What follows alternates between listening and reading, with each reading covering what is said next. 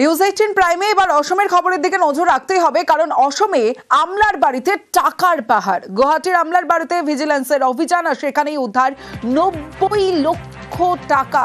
শুধু 90 লক্ষ নগদ গয়না উদ্ধার হয়েছে। মিলেছে কোটি টাকার উপরে সোনার গয়না। সব মিলিয়ে 2 কোটি টাকা মূল্যের সম্পত্তি উদ্ধার হয়েছে আমলার বাড়ি থেকে। অসমে আমলার বাড়িতে টাকার পাহাড়। একদিকে 90 লক্ষ টাকার নগদ উদ্ধার হয়েছে, অন্যদিকে গয়নার উদ্ধার হয়েছে।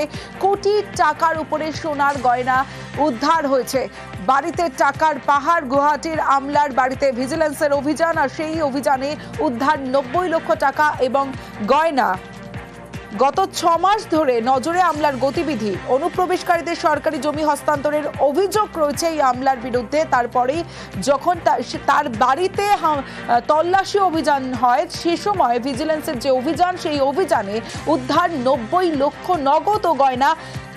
মোট 2 কোটি টাকার মূল্যের সম্পত্তি উদ্ধার হয়েছে, কারণ কোটি টাকার উপরে সোনার গয়না উদ্ধার হয়েছে এবং নগদ 90 লক্ষ।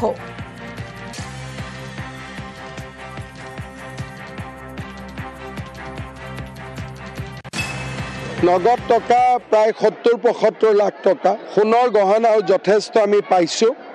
গোপনে ইনকুৱাৰী কৰি আছিলোঁ। যোৱাকালি ৰাতি তেওঁ এটা টুৰিষ্ট লজত আছিলে, নহ'লে যোৱাকালি ৰাতি আমি পালোহেঁতেন। আজি ৰাতিপুৱা ঘৰ গৈ পোৱাৰ লগে লগে তালাচী চলাই আৰু ইমান টকা পইচা ধৰাত পৰে।